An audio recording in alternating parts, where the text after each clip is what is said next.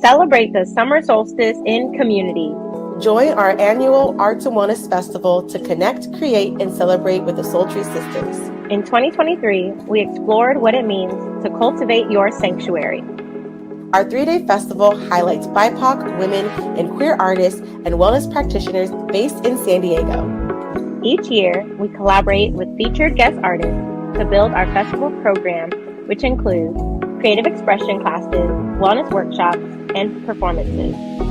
Day 1 of the festival is all about connection. We begin our festival with a social mixer where attendees enjoy music, dancing, and have an opportunity to meet other attendees, guest artists, and us. Day 2 of the festival is all about creating. Our arts and wellness workshops give folks an opportunity to explore, embrace, and embody what cultivating your sanctuary means to them. Day 3 of the festival is all about celebration. There is music, dancing, performances, and an open mic for attendees to share. Without a doubt, we always close with a dance party and teach folks the sultry strut.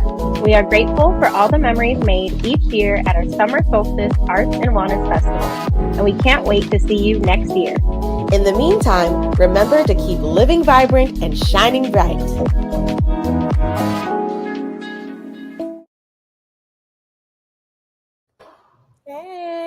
Hey, Sultry fam. It's Wednesday. We're both bright today. We're always bright. But I just want to shout out, it was Earth Day yesterday. Is that correct, Tony? Yes. Happy Earth Day. Happy Earth Month. Tony's wearing some earthy earrings. I'm wearing some thrifted finds. I recently found this like 3-piece thrifted ensemble, and I'm loving it. What about you, Tony? Yes, I have my earrings from Pom Pom Project from Katie Ruiz, who was our guest on our live week 2 of the book club. And then I have my Wires by PQ Cowrie necklace. This necklace I got from Other People's Clothes in New York, and this COS linen green button down I got from Current Boutique. We love. So as you are joining us for our Sultry Sisters Bayan book club, we're going to start with sharing where we're tuning in from, what we're sipping on, and then proceed to sharing some announcements. But as you come in, go ahead and let us know what you are tuning in from and what you're drinking. I'm tuning in from San Diego, and I am drinking some Poppy. This flavor is strawberry lemon. It is delicious. It's literally I think I said this already. It's like one of the joys of my day. It's my midday drink. I need to get back with my Poppy. I like my raspberry rose Poppy. But I am tuning in from the DC area. It is actually very warm today, which is kind of annoying when you commute on the train because then it gets nasty. And then I am sipping on some ginger beer. And I match it kind of. Oh, love. And we're not sponsored, but Reed's, if you want to sponsor us, or Poppy. Poppy, especially Poppy. Poppy, we take it. I have a trunk full of Poppy. I just take one out every day and put in my little lunch pail. That's fine. But yes. Some announcements. We have our final Radical Soul Care workshop at the Oceanside Library happening on May 24th. It is a free event. If you're in the Oceanside or North County, San Diego, or Greater San Diego area, you're welcome to come. You can register at sultrysisters.com/events. We got to have some food. We're going to be having 2 guest artists join us. It's going to be a party. It's going to be 3 hours long, our longest workshop yet.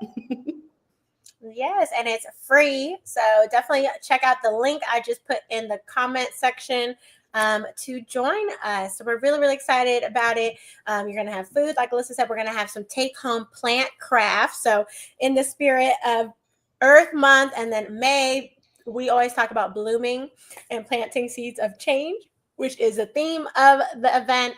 And so we will have some exciting activities for that.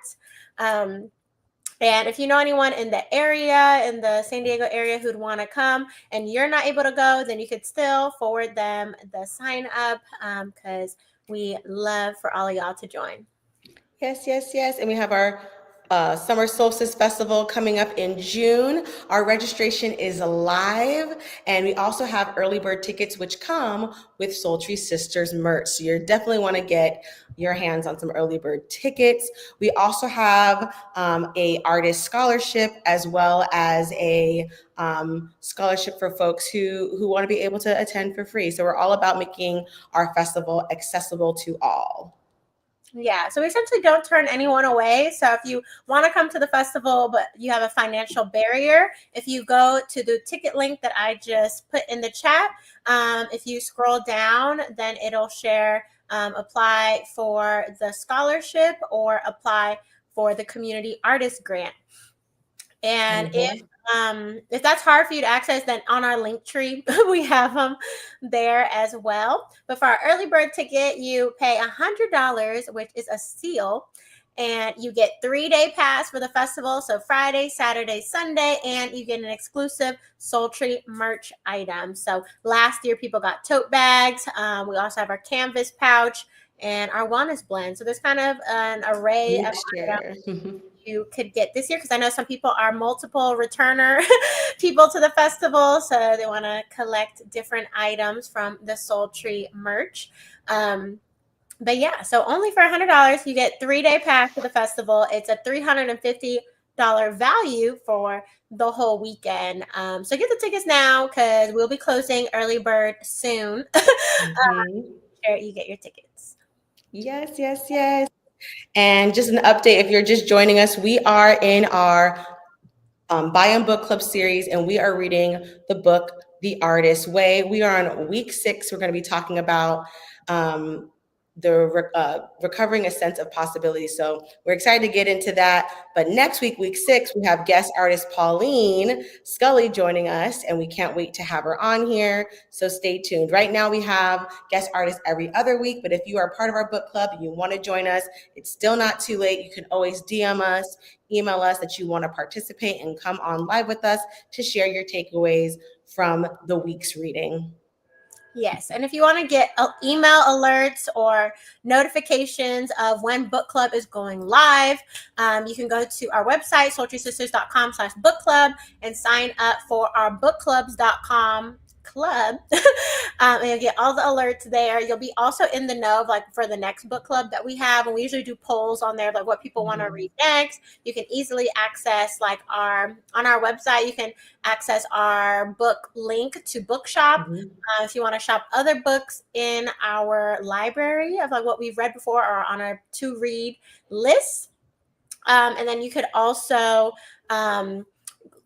sign up for our YouTube channel. So subscribe, and then whenever we're live, then you get a notification on there too. And so, yeah, just add all the things so you don't miss out. But yeah, we're almost halfway, y'all. So next week, when Pauline is here, we'll be halfway through our creative recovery. So if y'all are watching today, just give yourselves a round of applause. Ooh, you made it. We made it. And, like, we're through some of the really tough weeks.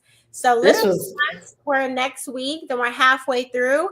And honestly, because we've been building these daily, weekly habits, it'll start to feel less of, like, resistance and, like, really hard, and you'll kind of find your flow. So stay with us, y'all. Whether you're watching live or you're watching the replay, you are almost there. Yeah. What does Princess Tiana say? We're almost there. Almost there. We're almost there, y'all. So just keep it up. Let's see who's tuning in live with us today. We got Kyle Moore checking in from the commute in DC, drinking agua. We love. We got Jesse tuning in. Remember to get some water. Yes, stay hydrated. And then hello from Southern California. Thank you both for being here. Y'all been some consistent participants. So thank y'all for being here.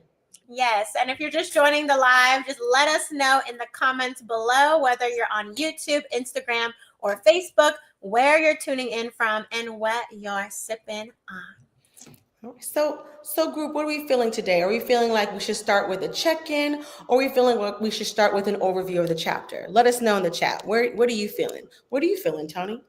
I kind of want to check in first. Me too. I'm feeling a check-in where we check in about our pages, our dates, our synchronicity snapshot, those kinds of things. and then we can get into the chapter and then end with our task. Because actually, a good chunk of this week's was task. So I agree. Let's do that. That sounds like a good outline. Give us a thumbs up in the chat, a heart, and we'll do just that. I just feel like visually, the color on the screen is making me really happy. And our plants are mirroring each other. We're having a mirror moment. Mm-hmm. All right. So for week 5 check-in. So again, if you're just tuning in, oh yeah, we got a thumbs up in the chat. So if you're tuning in, we start off of checking in with like kind of what we've been up to this week. So every week we do our morning pages, our artist date, and we kind of check in on that. So everyone joining Sultry community, how did this week go for your pages? And I'll read in the book because actually each week when she does a check-in, sometimes she'll add a few other kind of guiding questions to think deeper. So she said, how many days this week did you do your morning pages? Are you starting to like them at all? How was the experience for you? Have you discovered the page and a half truth point yet? Many of us find that paid dirt in our writing occurs after a page and a half of vamping. Okay, I don't know what that is, but pay dirt. I don't know what pay dirt is, but I get what she's saying. Right. I would say for me, my pages went well. I got 5 out of 7. Nice.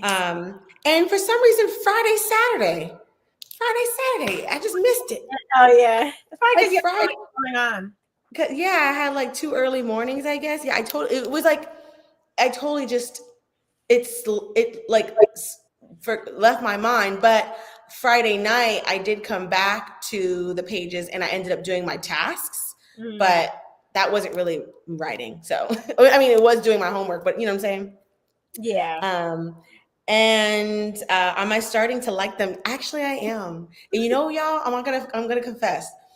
This is the format in which I like to do my morning pages, and it might not be right, but I actually do my morning pages in the parking structure at school before I go in. And it's interesting because you think like, oh, it's supposed to be your stream of consciousness, like right when you wake up. But like, I just feel like whenever I'm writing at home before getting to school, I feel like all I'm doing is like looking at the clock and I keep saying like, I need to get ready. So I cut myself off and I don't write the full 3 pages.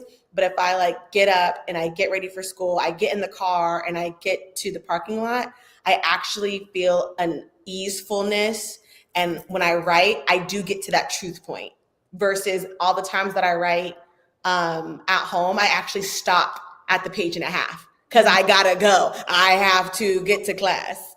So I just find that interesting. But I'm finding like the habit I love is getting my matote madness out before entering the classroom.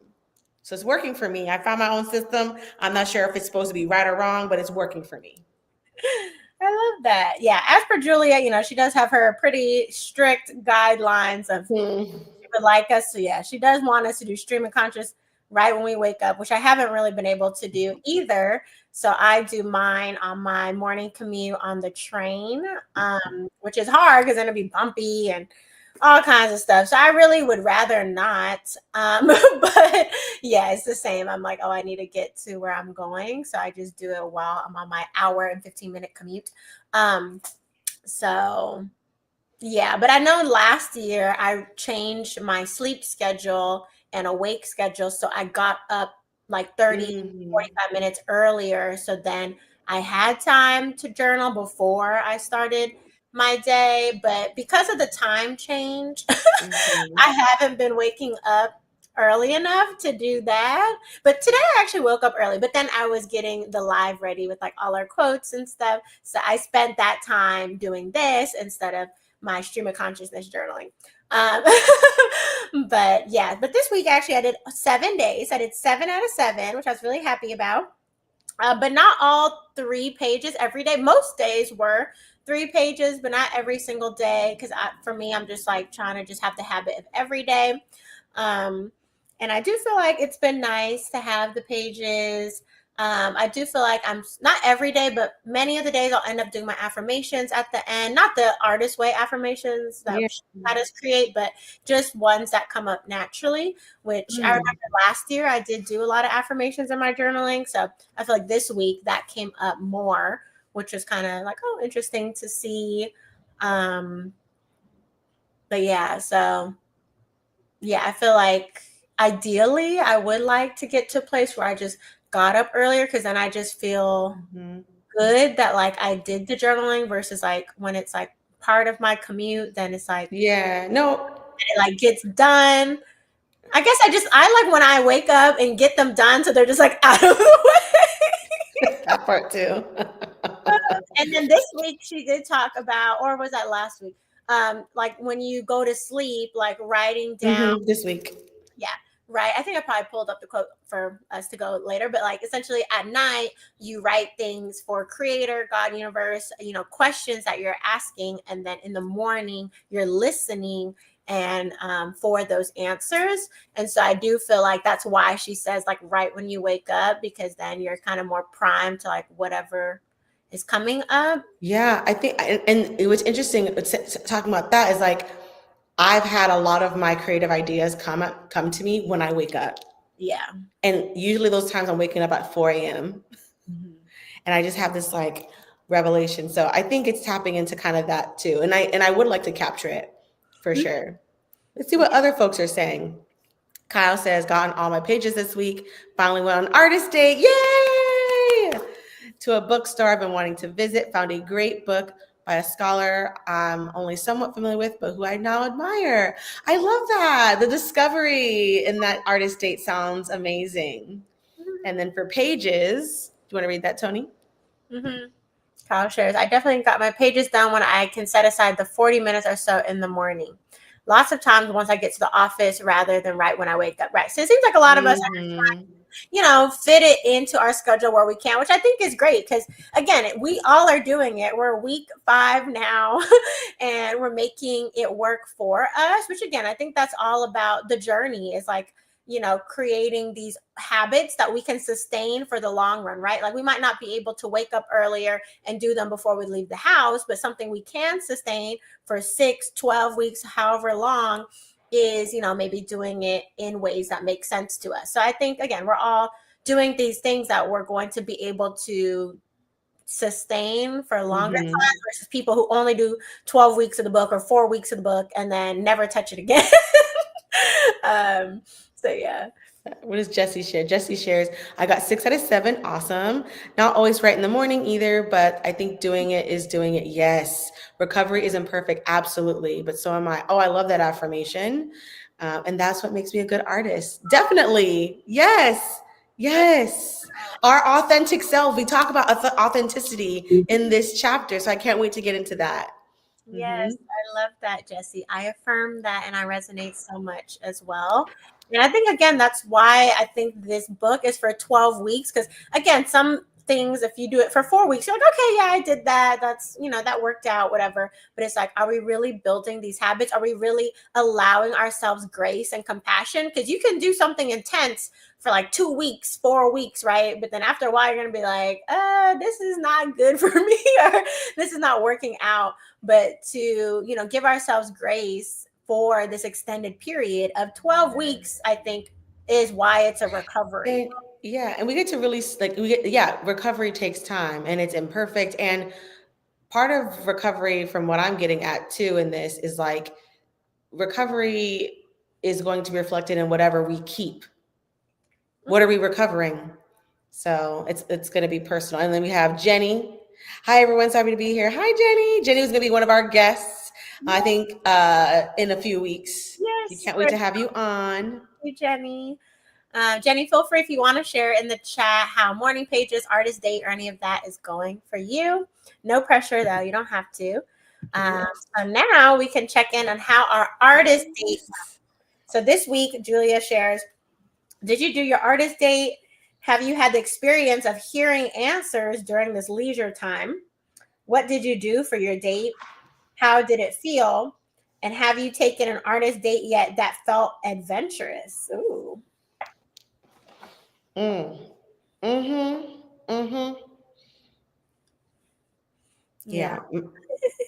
I went on an artist date this week at home. Nice. I gave. I had a booty shaking session.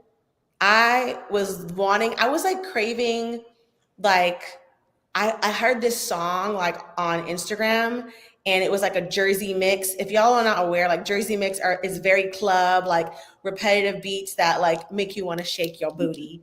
And I was just called to like give myself. So during the pandemic, I created my in my room Club Quarantine, and I put like LED lights in my room, and I just learned how to generate joy in my body through shaking my booty and shaking my body. And and have you had experience of hearing answers?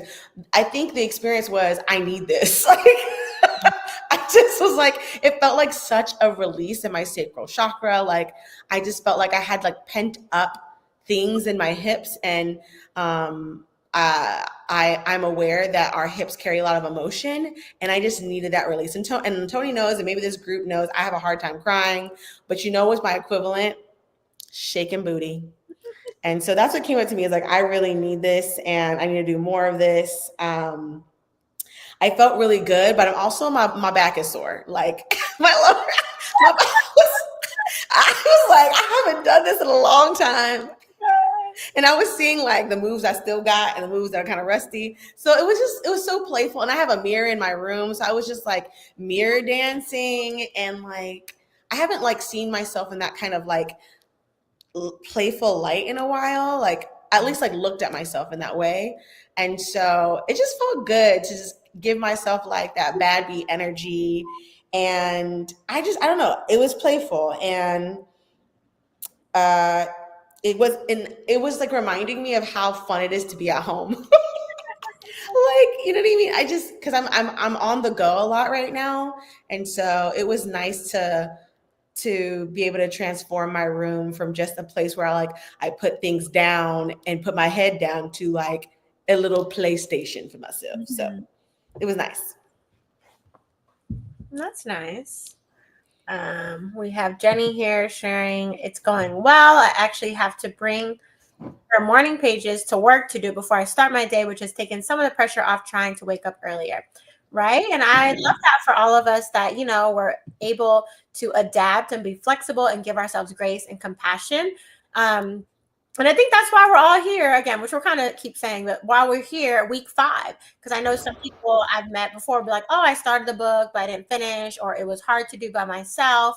And again, I think every week when we're showing up to the book club, whether we're live or you're watching the replay, is that, you know, you're still here. Even if you're haven't caught up on the reading, you know, if you're still doing your pages, if you're doing your date, if you're just showing up to the live, like you're still, you know, on your journey. And that's what we really want to emphasize, that you don't have to be perfect. And again, maybe if Julia was to rewrite the book nowadays, maybe it would have different components on where you could do it. Mm-hmm. And then we have Jessie sharing, I went on a spontaneous neighborhood walk. I hadn't done that in ages, and I had some nice connections with nature. It felt like I was settling into myself. I love that. Yes, I love connecting. The spontaneity of it too. Right. And that's what Julia was talking about. Do we have any like adventurous artist dates? So that's that spontaneity. So I love that. My artist date this week, we had 2. So one was, I got my pedicure, because now that it's warm outside here on the East Coast, it's sandal season. Okay. And I love to have my feet out, toes out. And so I'm freshly done. So of course, I get my white toenails. And she really got in there, got all the stuff off that I didn't need on there no more. Let go. And so that was nice. I felt like myself again. Once I had my fresh toes, I wore sandals to work today. Everyone's like, oh, you wear sandals? I was like, yes, I got a fresh pedicure, y'all. That was my first artist day of the week. And then on Saturday, then I went to the Neo concert. Yes. I was super, super happy with that, because she's one of my favorite artists I've been trying to see for years. And it was like beautiful, like just her new album, but she performed kind of everything, but just like hearing her journey from like all the different years I've listened to her. And then because I just love, when you're live at the show, then they'll share different tidbits of like what these songs mean to them, or sometimes I do a little bit of variation. She did like 3 encore songs, and she was like dancing and stuff too, vibing. So yeah, it was just super, super fun. And I was like, this is my people. I was like, so yeah, I just really enjoy live music, and yeah, it was just a great, great vibe. And it was like beautiful people there, like so many beautiful Black women, just melanin, curly hair, cute outfits. So it was just nice. Oh, and people like too. So that was nice. That was a fun artist date. And I go to concerts solo, so that's an adventure in itself every time. You're just like, okay, what's gonna be the vibe? But I really enjoy it now because there's actually some friends I had that went to the concert, but I kind of was fine not meeting up with them because I was like, oh, this is kind of like the thing I enjoy doing with myself. Like even outside of artist dates, I just enjoy just going when I want, leaving when I want, standing wherever I want to stand. And I'm small, so I can kind of go up towards the front. So oh, I'm fine not having anyone with me because I'm like just with the crowd. And when you go to the concert, it's essentially on the same vibe because you like the same artists. So you usually meet like really fun and friendly people. And fun fact, our theme song, Firefly, is by Now.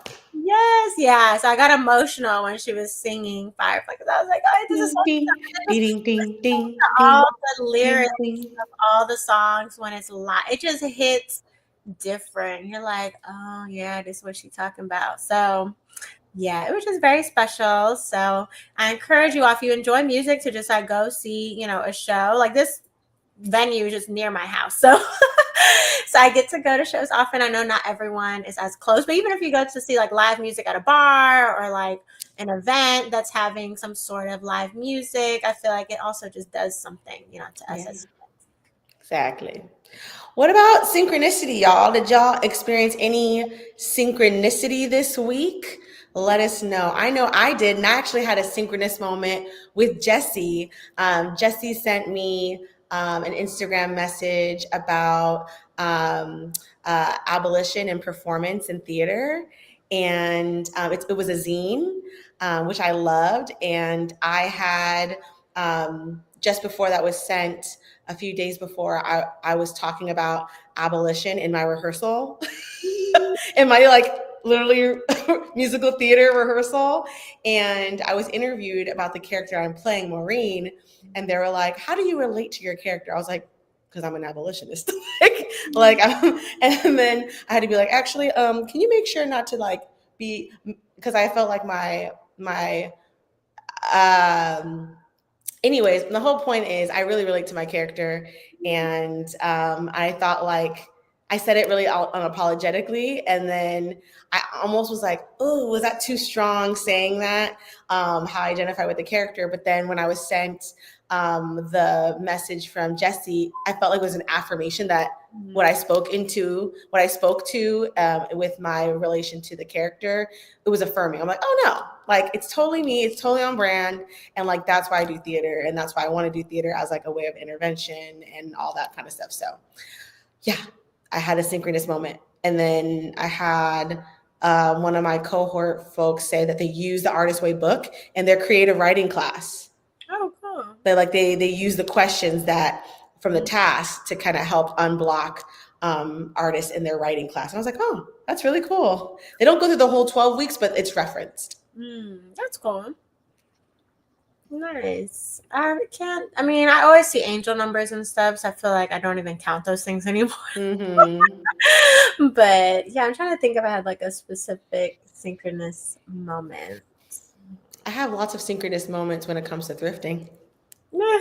And she be thrifting often. I'm like, I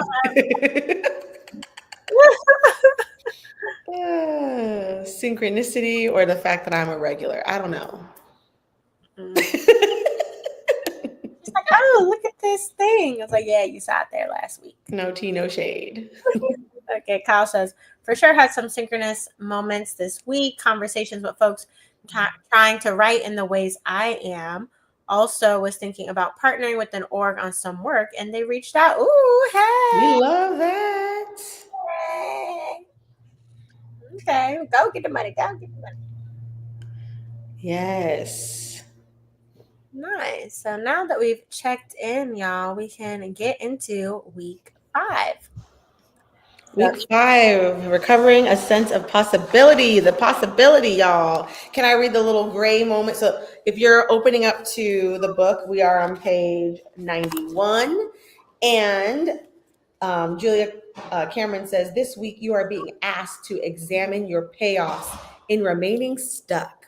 You will explore how you curtail your possibilities by placing limits on the good you can receive. You will examine the cost of settling for appearing good instead of being authentic. You may find yourself thinking about radical changes, no longer ruling out your growth by making others the cause of your constriction. I said, yes, that was definitely this week, and it landed today. I might not be able to tell y'all the whole thing, but yes.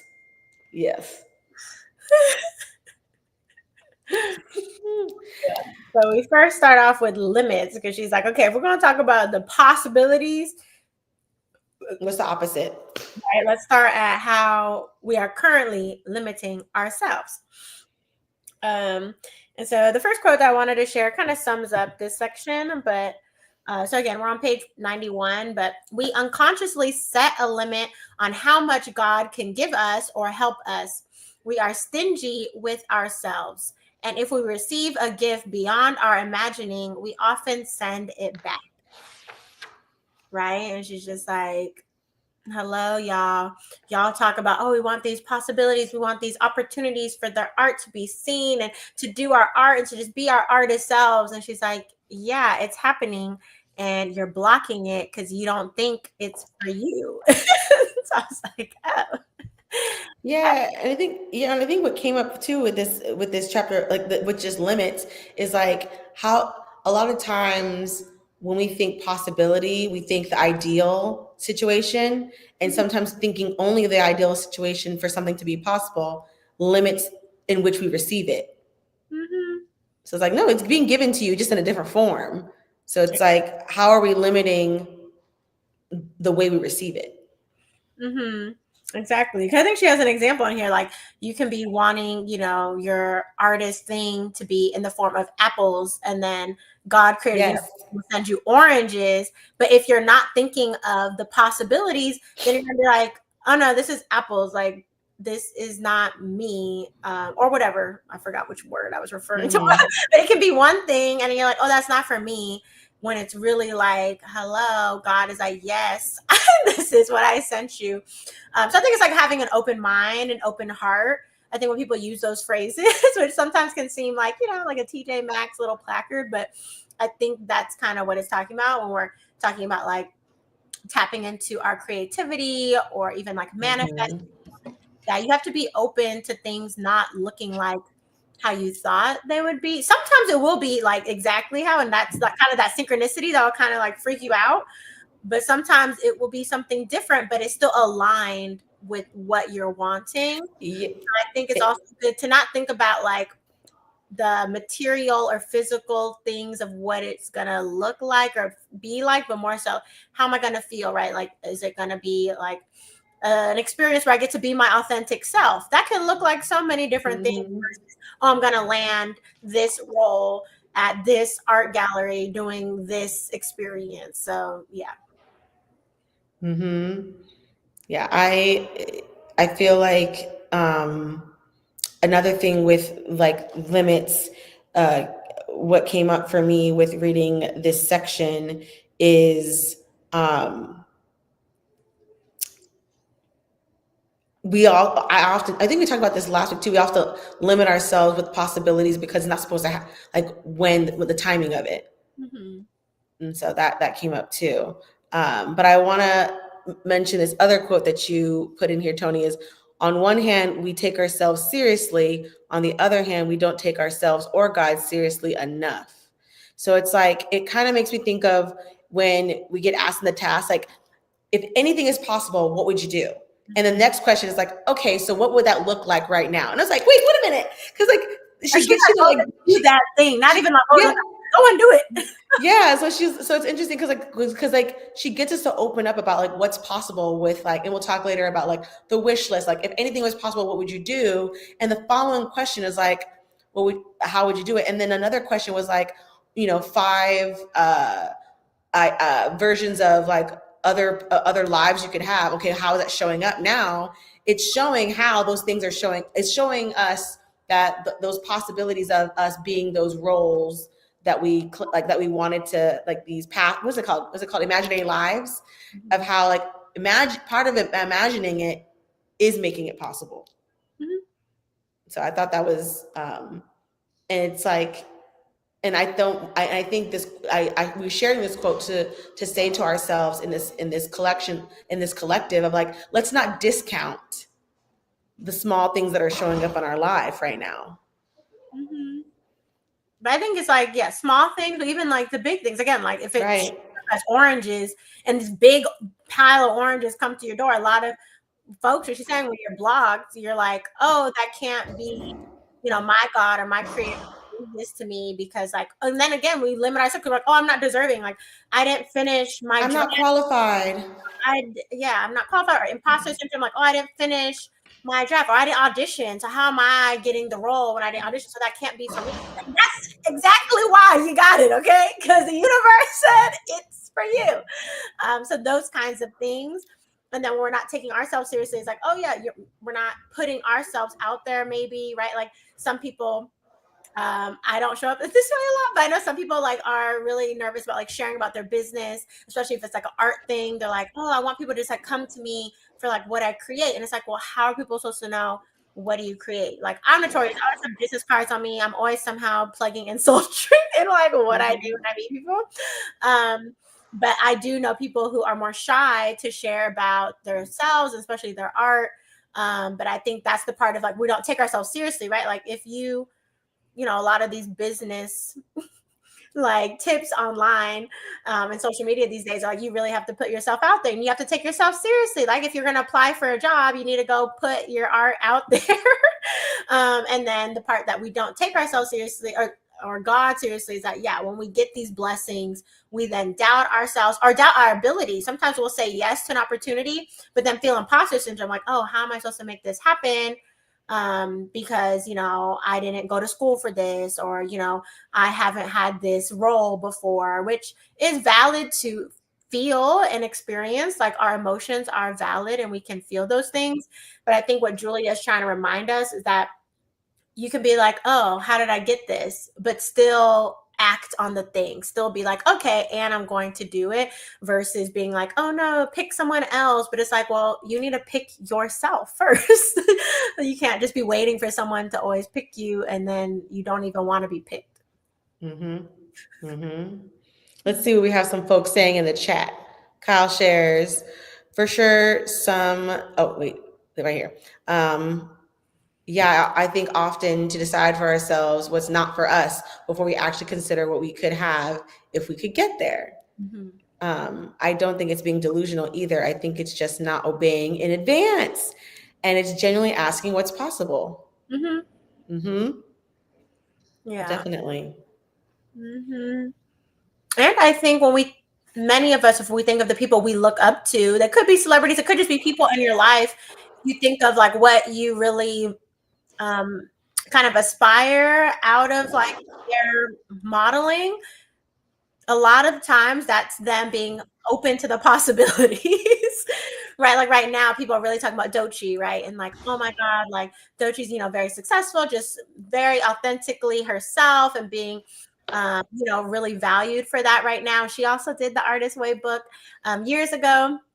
And I think she kind of embodies this like infinite possibilities kind of mindset of just like, she did what she wanted to and shared her voice with whatever materials and resources she had. But she knew that she had the vision, and then, it caught up to her. And I think that's kind of what this chapter is about too. Don't let like your physical or like earthly materials or resources that you might feel our constraints don't allow that to limit how big you can dream.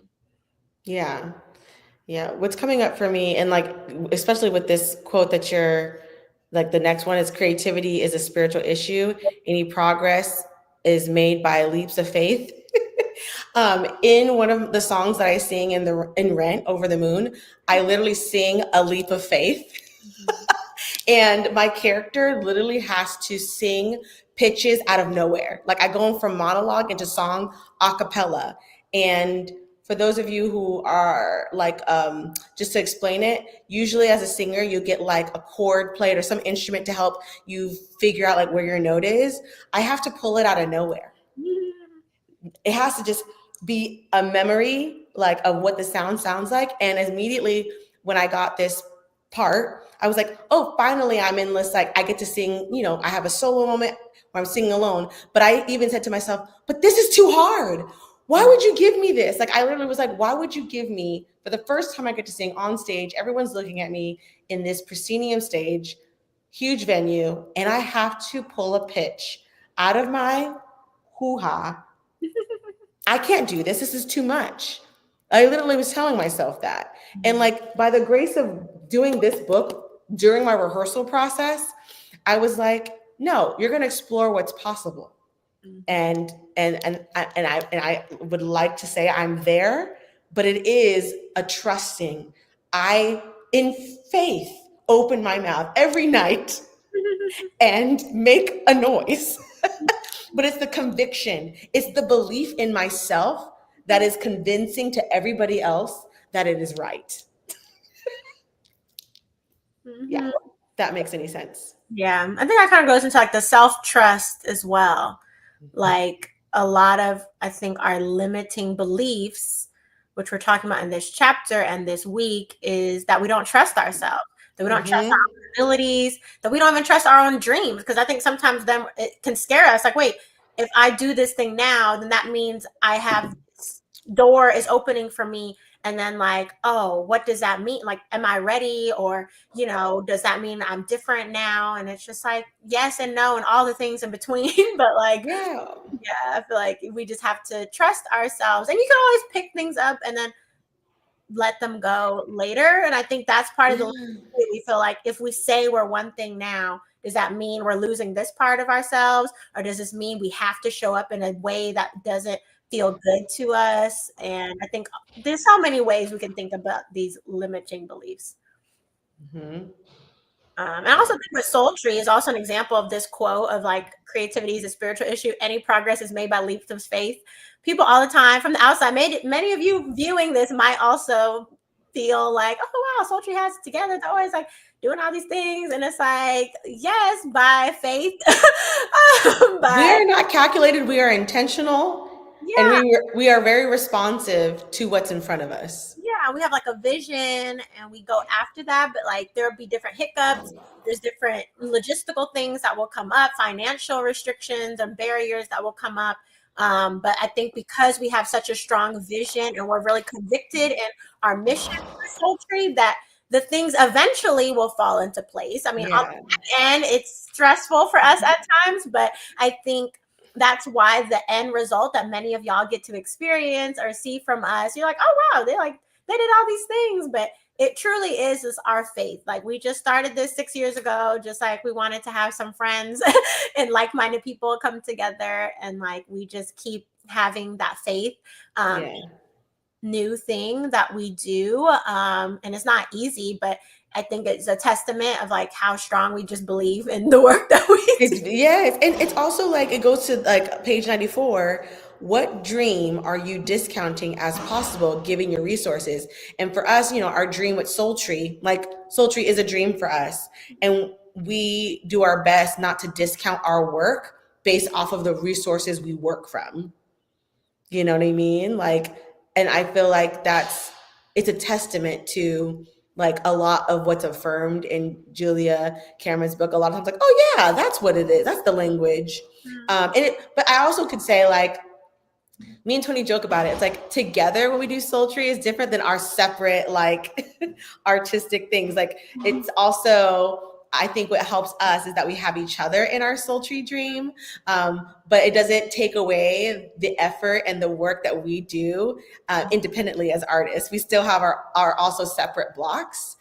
So that's why we do the book club in community, because we realize, knowing ourselves, how equally we play off of each other. And we hope that like us coming together every week is a reflection of how, when we know something is challenging, doing it with others makes it just a little bit easier to stay on course. And that's okay to know that about yourselves. That's what we know. And we joke about it ourselves. How come when we do sultry, we can get like 3 steps ahead, but ourselves will just like sit in our comfort zone, like Exactly. all the time. And I think a part of it too, now that we're talking about it, I think also because Sultry, we've created this community, right? Like all of y'all are part of our Sultry community, Sultry fam. That I think because we're accountable to other people, then like we hold ourselves accountable, right? So I think that's a word. So like when you do things just on your own, you can go back on your own word if you only had you and your pages that you talking to, or you and God creator, right? Like, because God right now, I mean, maybe Old Testament God was different, but New Testament God is not really gonna come for you like that. And so if your Jesus Christ superstar is Cynthia Erivo. So I feel like, again, just saying with Sultry, I think that is why that's the power of community, because all of us on here, Kyle, Jesse, Jenny, all the other folks joining, right? We're all accountable to each other. So I think that's why y'all also might join every week. I mean, you can share in the comments if it's something else, but I feel like that's a part of it, when we feel like showing up for another person. Not necessarily, it's not only for us, but like, oh, I want to show up for myself, and so I can share with another person. Yeah, like to round out like this limits section is like, how are we, how come we are have more capacity for possibility with others? How can we show more possibility for ourselves and less limitations? Like there's so many times we say, yes, you can do it to somebody else. How can we become that for ourselves? And I think for me, I look at God as a reflection of myself. And so I think with these questions, it's almost like, if that makes sense, I interchange it with you looking at yourself in the mirror. If that's helpful to like think about this section of the chapter. Yeah. And then Kyle has a comment. I think this might have been in the chapter somewhere, but pessimism requires faith too. When you really don't know what will happen, it means something to invest in. Imagining it will work out. What I mean is, if you're going to use faith regardless, put it into something good. It makes it easier to actually do things. Yes, and I agree. And I feel like there's this common saying. It's like, what is it? It's like you can really harp on like the good thing happening, or it's like you put, what do you got? It's like you put what you put your energy into happens. Yes. Someone in the comments share the actual quote. Like I'm mixing like 3 quotes. You reap what you sow, or something. I don't know. Something like that. Yeah, like whatever you put your energy into, like that will come into fruition. So if you're like Kyle's point, if you're putting negative, pessimistic energy into a thing, that's what you're going to get out. Versus if you put good energy, or similar to like when people say, "Oh, this food is made with love," and then you can take food is made with like anger. You're like, "Oh, this don't taste." Exactly. And I like this like reflection too. Anyone with their morning pages or journaling this week, write in the evening, asking for answers. And then did you get any answers in the morning in your morning pages? We're just curious. Did anyone have a chance to practice that? Yeah, this week I didn't like explicitly do this. But I know from past experience that has happened to me before, where like, yeah, sometimes at night I'm thinking about something, or, really focused on a thing. Then sometimes in the morning that answer, or even another example could be like, if got in a tense, heated conversation with someone the night, and then you're like, let me think about it, and then maybe you have a dream, and then the next morning you're like, oh, actually, like this is the solution, or this is how I want to move forward. I think that's another way to think about it.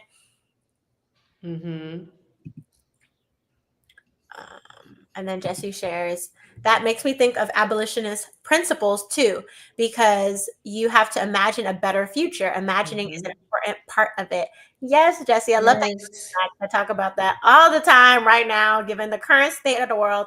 I really am urging more and more folks to start imagining and dreaming and just having, yeah, unlimited possibilities of what future we can build for ourselves, even just here in this nation, but in general in your whole life. But I think that's what's really necessary right now for many of us. And like, I think when it comes to radical imagination and world building, it's a very active thing to do. It's not a bypassing of the current world, and I think sometimes people miss that part when it comes to it. So yeah, I think it's important to see imagination. Because okay, so for instance, I went to a church service for Easter, and they pulled up like a scripture, not to like get all churchy, but they pulled up a scripture saying like about the tomb, like they opened up the tomb and it was empty. And then in the discussion, they were like, "What's the first thing that comes up when with that scripture? Like they opened the tomb, it was empty." And I said, "Imagination." Like, can you? And like I said that in like a more of a joyful, where it was like, "No, grief, despair." And I'm like, you could look at it that way, but like what we're talking about on Easter is like faith and resurrection. So I was like leaning into that. But it was so interesting because again, it's just like your lens. And like I think about like resistance and like resisting and thinking of having something and thinking that there's something more. There's more, like less of the limitations of this earthly place. Anyways, but I just remember I'm kind of getting off topic, but I think it's what I'm trying to say is I think imagination plays a big role in our lives more than we think. And every time we think of imagination, people only attach it to childhood. But I think in our adult lives, like surviving is a part of imagination, like imagining ourselves surviving, thriving, living, being, doing. It's all imagination. Like it's an active part. And I feel like we discount imagination too much. Yeah. Definitely. It's like a part of our everyday lives when you're cooking a recipe and you don't have an ingredient. You have to use some imagination. Yeah, but I feel like I was met with, when I said the word imagination, everyone was like, why are you, why? Because it's attached to being a playful word. But I think it's a radical word where it's like, it's very empowering to imagine a future and not just be doused in despair. But that's just me. Yeah. And so the next section of this chapter is finding the river. So Julia shares, for 4 weeks now, we have been excavating our consciousness. We have seen how often we think negatively and fearfully, how frightening has been for us to begin to believe that there might be a right place for us that we could attain by listening to our creative voice and following its guidance. We have begun to hope, and we have feared that hope. The shift to spiritual dependency is a gradual one, and we have been making this shift slowly but surely. And each day we're becoming more true to ourselves and more open to the positive, right? Which I think is what we kind of already been talking about. But I think when she talks about this finding the river, well, there's literally a quote that I put. So page 95, she shares, recovery is the process of finding the river and saying yes to its flow, rapids and all, right? So the flow is like not only when it's calm and still, but also the rapids. And I think that was important that she wrote that too, because I think sometimes when we talk about flow, especially now in like new age spirituality, it's like find your flow, and it's just like, yeah, we're just zened out, yes, and it's like, yeah, but the river will flow regardless. Okay, it could be a rapids, it could be a nice little like, oh, we on the floaties floating down. It could be Tiana going down to bayou. It's all nice. Yeah. Something else. So I just appreciate her sharing that it's rapids and otherwise. Because again, I think when we're talking about recovery or even when we talk about healing, I think especially these days, some people think that's when you reach a point when there's no more rapids, when there's no more self-doubt or no more, negativity. And there'll be bits of that will help you get to recovery and healing, but that's why it's ongoing. That's why we read the book multiple times because it's like there will be more rapids, be more growth spurts that will require change, and a new mindset, and that's just a part of the process. And so I think that's what she means by finding the river, is that like, because I think maybe we're on this hike, we're on this journey, we're thinking we're going to get to the mountaintop, and then once we're at the mountaintop, we're going to be like, okay, yeah, we did it, yay. We're creatives, we're artists, big A artists. And she's like, girl, you at the top, and you know what, that's not even a destination. You need to take the river because it's never ending. And so yeah, that's what I was thinking about when she started kind of using these analogies.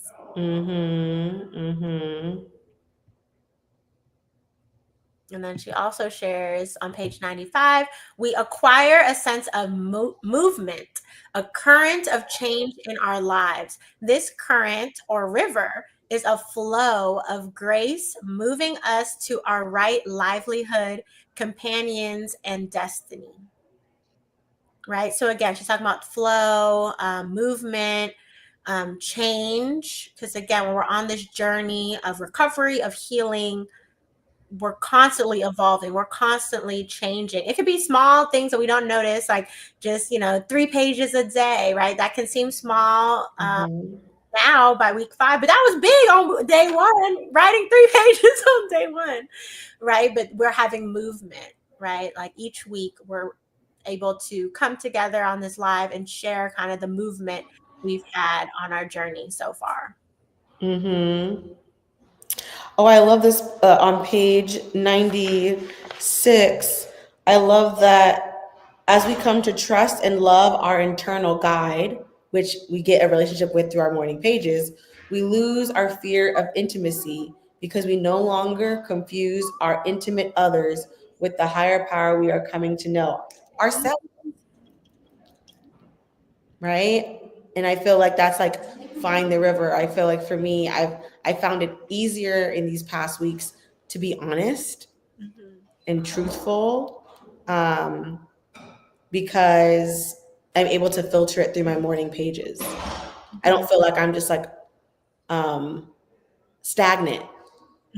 I'm constantly able to, and I think that too. Like with morning pages, we joked about like constantly having the same things come up. And like working through them, and then finding finally that flow of like not judging the writing, finally finding that flow and the enjoyment of being able to get to yourself through the first parts of the pages. So it brings me back to that we're in finding the river, we're trusting the flow. We're trusting that something will flow. We're like almost being sensitive to when the flow happens, we're able to follow it because we're ready, versus feeling more overwhelmed. Like again, like you're talking about the rapids, right? Like we're almost prepared for the river with our, lifeboat being some of these practices, because it's a practice of checking in. Yeah, definitely. Which this quote's kind of what you were sharing too. Where she says, dependence on the creator within is really freedom for all other dependencies. Paradoxically, it's also the only route to real intimacy with other human beings. But I appreciate what you mentioned, the dependence on the creator within. Again, she's saying self-trust, and that's giving you freedom, right? Because I think a lot of us, maybe when we choose to read this book, we are craving freedom. We're craving more creative expression that's allowing us to be free, our authentic selves. And she says that comes when we're, depending on ourselves. Like, yes, when we're writing, when we're doing these things, it's connecting us to but also empowering ourselves. And I think that's what's really important when we think about our journey as well, is that like we don't have to depend on anyone else. And especially Julia mentions this throughout the whole book, that she mentions a lot of people who read the book maybe have like alcohol dependency or drugs or other types of things that they were like addicted to, and then they do the book and they're able to like move through that. I mean, I can't really speak to that, but I can understand how when she talks about like, okay, if you have certain dependencies and then now you're able to kind of rewire through this creative recovery, then like you might not lean on some of these things so much.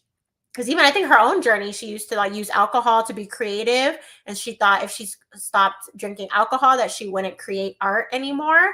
And again, I think that's what she's also talking about, dependencies. Like we might have crutch, or like maybe it's not a thing like a drug, but maybe you always create art with someone. Like maybe you're always collaborating. Like, are you ever doing something on your own?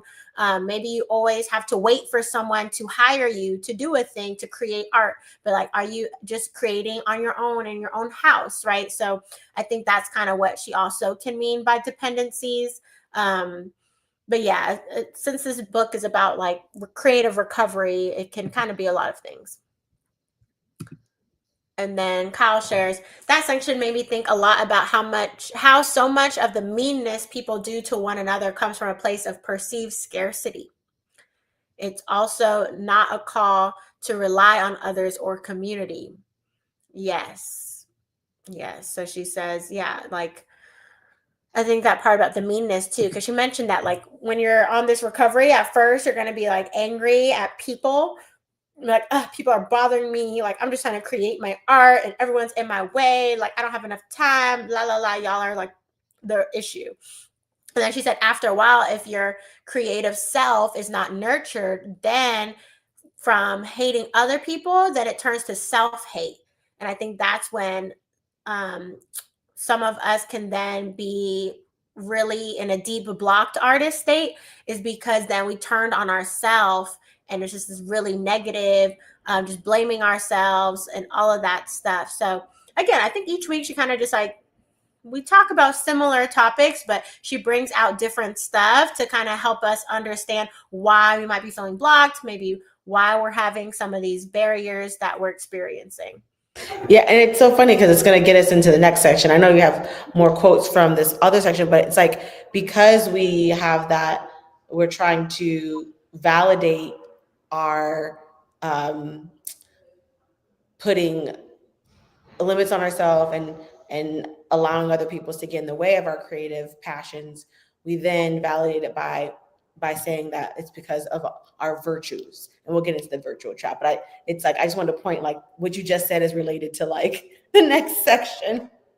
Yeah. So this is the last quote I'll share for this section is, one of the central tasks of creative recovery is learning to accept this generosity, which again, we were talking about at the beginning. We have these limits and we're not trusting in universe, source, creator.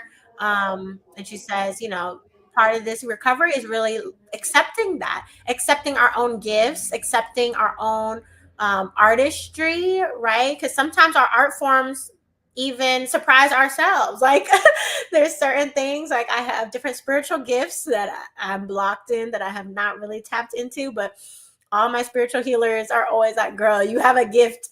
So I think it's also like accepting our gifts and our art and our creativity, and to not like diminish it, to just allow it to be, right? And I think that's like the first step, is just acceptance, which they say, if you're studying psychology and stuff, that's always like the first step. But yes, going into the next section, we have virtue trap. I was like, who cannot relate with this section? Let us know in the comments if you've fallen into a virtue trap before. Yeah, once you started explaining it, and then we had our different exercises. So we talk about virtue trap, and then we have a virtue trap exercise. But before we get into the exercise, because then all the rest of the sections are kind of just exercises. But I wanted to share first, just kind of, she's talking about like, I guess, things to consider as an artist. So the first quote is, as an artist, we must have downtime, a time to do nothing, which we talked about, I think, last week, about like really wanting rest after our deprivation week. And she's like, not even rest. She said nothing. Okay, y'all, we need to stop it. Just be. You don't need to be creating. You don't need to be working. You don't need to be doing stuff with people. Just like nothing. And that goes to the next quote that she shared, which we shared on our Instagram and in our book club email. An artist requires the upkeep of creative solitude. An artist requires the healing of time alone. Without this period of recharging, our artist becomes depleted. And I think some of us, when we've been sharing our artist dates over the past weeks, have talked about how those artist dates of our creative solitude have poured into us. And so we're feeling nourished and less depleted. She doesn't really do this in the book, but it would be interesting to do kind of like a assessment, maybe even each week at like the beginning, or at least even week 1 and then week 12. Like, how are you feeling? Which is kind of your life pie that she does, but it doesn't really go into specific like feelings. But I think if you want, you can add a little tidbit of like, a first day of the week, like Thursday, how am I feeling? And then see by the Wednesday, after you did your artist date, your pages, are you feeling better? Is there stuff you got to move through? So I feel like we have been sharing those things when we come together on Wednesdays. But if you haven't been thinking of it as intentionally, like maybe that's something we can reflect on. Yeah, I also feel like many of us have shared like the struggle of getting in our artist date weekly, and I feel like it on the nose has to do a lot of the virtue trap of needing to be these other roles for other people, whether you are a caretaker, a teacher, a leader, all these things. Like we prioritize, showing up for everyone but ourselves. So it was nice that we had like a whole, like we have language around that versus like, it's obviously frustrating, but there's a reason. There's a whole reason why. And part of the thing she said is like putting the negative into light is our way to exercise it, like exorcism. And so and that's what I hope that people feel like they can do in the chat is like us being vulnerable and honest with like where we are in our check-ins. It allows us to exercise the guilt and the shame and to really like propel ourselves forward and in affirming ourselves that we deserve rest and time to do nothing and all that. And it goes into this next quote, like many of us have a virtue. Many of us have made a virtue out of deprivation. Right? We have embraced a long suffering, used it to feed a false sense of spiritual grounded in being good, meaning superior. Right? It's like, oh, well, I had to do this thing for this other person because I'm a good person. But I like the reframing for us in the artist way. I was like, well, how are we being good to ourselves? How are we being good? And a lot of times we talk about the inner artist, the artist child. And sometimes it takes personifying ourselves and seeing ourselves as a child to be better to ourselves. But it works for me. But like, it's interesting how what we have to do mentally to get ourselves to really just honor our needs. Yeah, because in society, right, like being virtuous and like doing stuff for other people to be deemed good. Yeah, like what this quote is sharing, it's seen as superior, seen as the good, right thing to do. And she's just like, okay, but she's like, you do that because you don't want to seem selfish, but you lose yourself. Then we become self-destructive, right? Because then when you're saying no to yourself, but yes to everyone else, then you're depleted. Then you start probably being cranky, and then you probably give up your creative and artist projects you want to do, and then you're just not a fun person to be around. She's saying that like you're thinking like, oh yeah, I'm not selfish, I'm doing it for other people, but she's like, selflessness is not helpful in this case, like because this is your spiritual health and your well-being of yourself, and like you can't neglect yourself to being a better life, like Yeah, and it's not also, sitting in resentment either, which I love how Kyle brought this up. Like rejecting the virtue trap isn't just walking away from other people or responsibilities either. Definitely. It's communicating what your needs are, taking those seriously, and readjusting those commitments. Absolutely. Yeah, so it's definitely kind of like when people talk about boundaries, right? Like the virtue trap is kind of about that too, right? Like it's not saying that it's just a complete no, It can be, but sometimes it's just like, oh, right now I'm doing my artist date. Like this is my, hour or two that I have dedicated to myself. Like I can do this thing after, right? Versus being like, oh yeah, I keep not having artist dates because I keep hanging out with my friends. And it's like almost like, it's easy for us to say, oh, I'm sorry, I can't because I have work. We can also say, sorry, I can't today because I'm doing this thing for myself. It's okay to say it out loud. And it goes into that next quote of, afraid to appear selfish, we lose ourself. We become self-destructive. I was like, yeah. Mm-hmm. And then Katie shares in the chat. Speaking of doing nothing, I like to have a blank wall in my room that I can stare at because that's where the ideas start coming from. And if there's too many distractions, it can get in the way. Ooh, Mm. I like that. I feel like I would feel similarly. So I'm like, ooh, maybe I need a blank wall. Okay. I don't have any blank walls in my. That's my totem madness, but I like that thought. But sometimes my blank wall, y'all, is staring at the beach. Sometimes my blank wall is staring at the sky. I did that the other day because my family was taking down the lemons in the lemon tree, and I was like, let me just look up. And I was just like, I barely look up to the sky. Mm. That's a little side note, but anyways, I just that Yeah, I could think also on be. the journalism journey, yeah, I look up all the time now because, yeah, just connecting with nature and stuff. But yeah, Mm-hmm. thing to do. So essentially, in the virtue chat on page 101, we talk about. So she says, like, we look at other people's or listen to other people's ideas of what self-destructive is without ever looking at whether their self and our self have similar needs. Mm-hmm. That was super important too. And so the virtue trap quiz she has 10 questions that are fill in the blank. And so she says, I'll just spit fire them because they're supposed to be Mm-hmm. fast. And we just fill them out. So number 1, the biggest lack in my life is blank. 2, the greatest joy in my life is blank. 3, my largest time commitment is blank. 4, as I play more, I work blank. 5, I feel guilty that I am blank. 6, I worry that blank.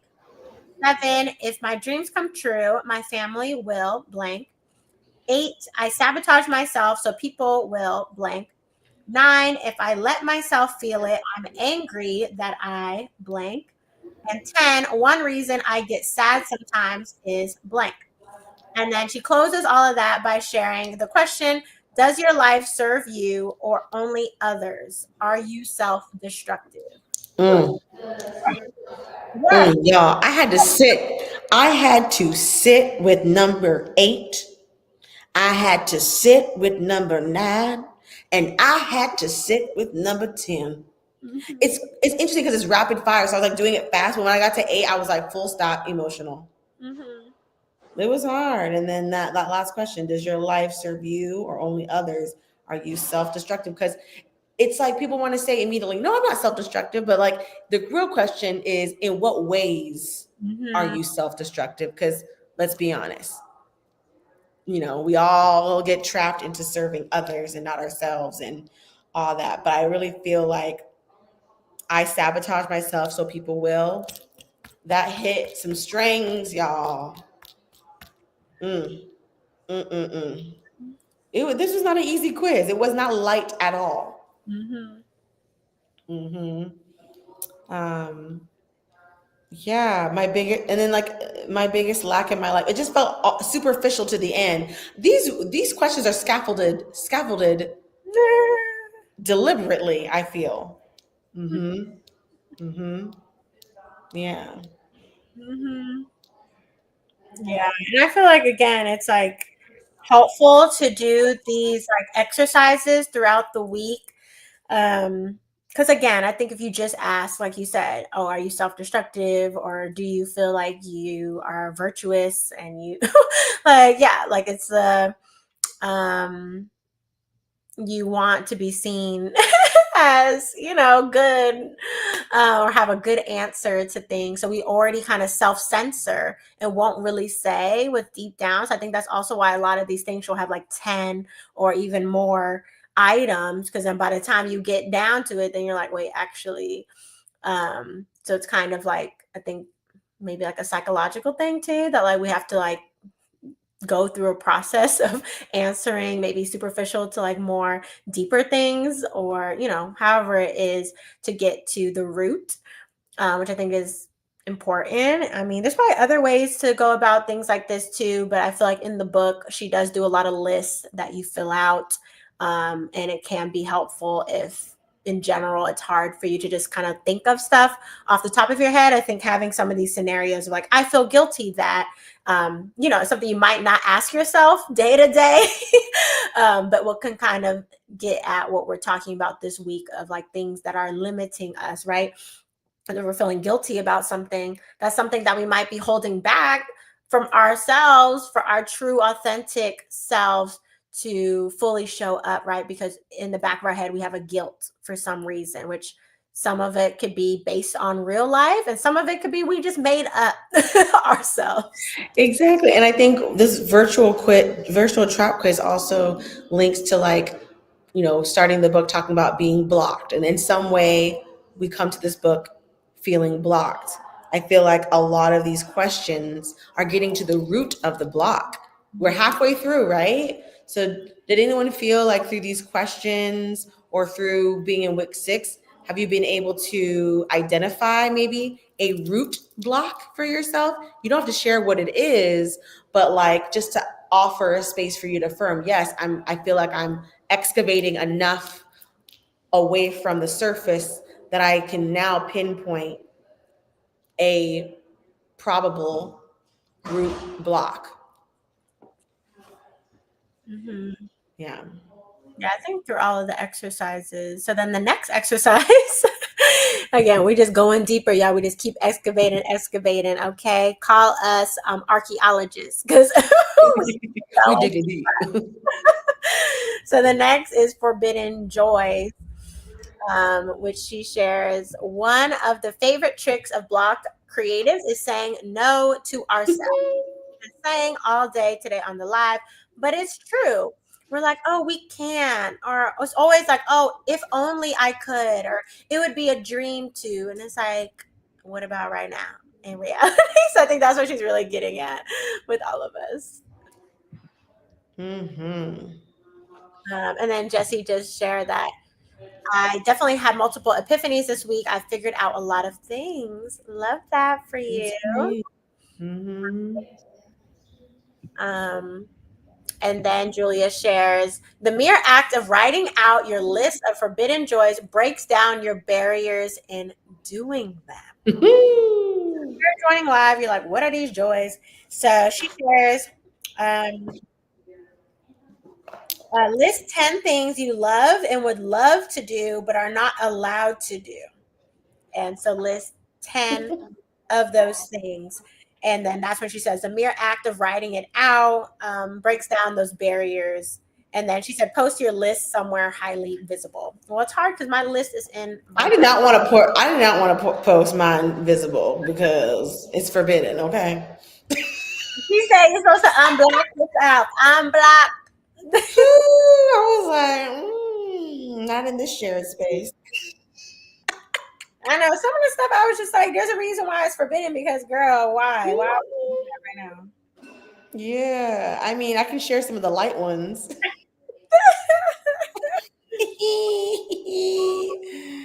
Ah.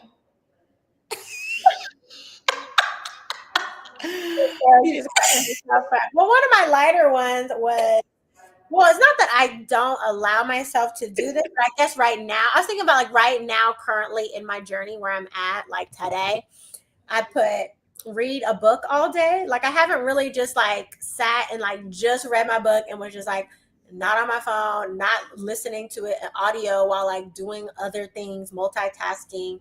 And that's something I really enjoy doing. Like I love having my book and just like being on a beach or being at the park and just like not caring about anything else and like not worrying about the time and like that brings me so much joy when like I'm just lost in a new world of a book and don't have to worry about nothing. But like right now with my current life, I haven't had the capacity. Again, it's my limiting beliefs, blockedness. But you know, that's one of the things that I wrote of like, it's not that I haven't done that before, but it was like I love doing that and I would love to do it, but I'm not allowing myself to do it. I put not work, LOL. Oh yeah, I could quit my job. And I was like, girl, in this economy, what? Quit that I job. said skip school just because and sleep in. Like, Yeah, there you go. That's practical. You can do that, girl. I put get a massage once a month. Yeah, there you go. She said they don't need to be forbidden. You need to get that massage. Book that massage, girl. I put make my sister's closet my second closet. What? No, that is still forbidden. That is forbidden. That's not even you. That's involving another being. I had to get silly, but I wrote it down. It's really in here. It's number 7. That's I'm when gonna I was warm. I was warm. get that massage first, and You got a lot of cute stuff in that closet. you do too, Miss Thrift a lot. Anyways, We had a this week was getting a little heavy. We had to sprinkle a little laughter. Ooh.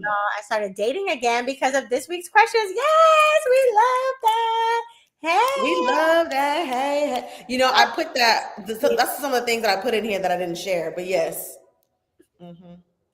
I love that, Katie. Yes, the right, the week of a sense of possibility, and I feel like that goes hand in hand with dating. You're open to the different possibilities. So keep us updated. Wishing you well on the dates that she'll go on. And then Kyle shares doing these with the pages. I think also forces you to ask real questions about what you need to do or can do to get or move closer to those things. And depending on that thing, it might take a lot, right? And that's okay. I think she's saying it doesn't have to be things that like tomorrow your life is going to change. You're going to do it and you're going to stick to it.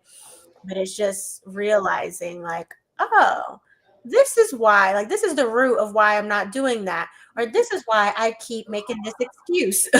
And then, going from there. Like, how can we go from, okay, I realize this, I'm aware, I accept, and then going to, okay, now let me make some part of this reality, right? Like, let me read some pages of a book, like, there's things that can happen, like, so. Well, I love this, Halen. A thing I say in my classes a lot, there are no guilty pleasures, only things that we have been made to feel guilty for and things we know aren't really pleasurable for us. Yes. I love that tidbit. Exacto. And then Kyle shares, maybe not quit, but people don't take enough vacation time. True that. That part, my break's coming soon. My summer break is coming soon, and people keep asking me like, "Oh, what kind of work are you doing during summer break?" I was like, "It's called summer break. I'm relaxing, okay?" And so I feel like that's what this is getting to. This is revealing to me that I'm ready for a break. Oh yeah, for sure. But to Kyle's comment, I do understand that you don't always have to quit. But in my personal experience, when I take vacation time and then I still have to go back to work, that's supposed to feel even worse. When I'm just working, it's just like, okay, I'm used to the chug, the little engine that could. I'm just going. Spring break broke me. Spring break, coming back after spring break, I was like, what happened? Oh, I had a week off away from this place. I was hyperventilating.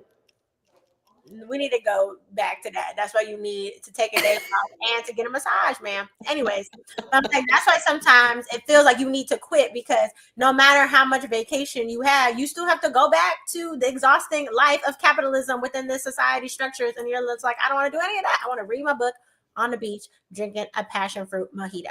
Anyways. But I'm saying that these artist dates and morning pages is saving me right now from the brink of a breakdown. Sister AJ.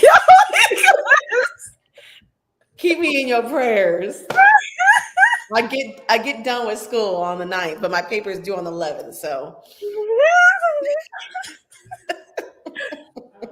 all right. And then the last section is on wish list. So she's like, okay, what's this wish list? Which I love a wish list. If you have been around a social community, I love putting things in a wish list. Thank you to my book wish list I had last year for my birthday and all the abundance of beautiful books I got. And then even my personal stuff, I have like a thrift wish list that I just put things that I want to thrift, and then eventually I thrift or swap them. So I just really enjoy the concept of a wish list. So when she had that, I was like, ooh, okay. So she describes it as one of the best ways we can evade our censor is to use the technique of speed writing, because wishes are just wishes. They are allowed to be frivolous. Oh, here I have it on the screen. Oh, I love that. I love that. Frivolous and frequently should be taken very seriously. As quickly as you can, finish the following phrases. So it's I wish, blank, I wish, and it goes all the way 18 times. And then number 19 goes, I most especially wish blank. So, yeah, let's talk about it. What did we wish for? What was I Yeah, I loved it. I actually went to 22. I don't even know why. okay? She said, rack them up, all the wishes. Okay. I said what because I went 19. I must especially wish, and I was like, wait a minute, and I went 20, 21, 22. So I hit an abundant jackpot. Okay, I was like, but I think I stopped at 22 because it was the end of the page, and I would have to turn. All right. So, but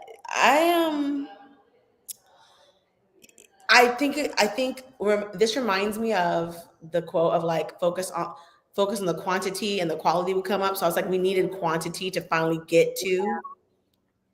I'm not sure what the number 19 means because I went to 22, but yeah, let us know in the chat. Were you modest like me? Just some No. extra. She's like, you messed it up. Just kidding. I love 19 and I love that 19 because my birthday is 19. And so that's a special number for me. So it's like, ooh, perfect. Mm-hmm.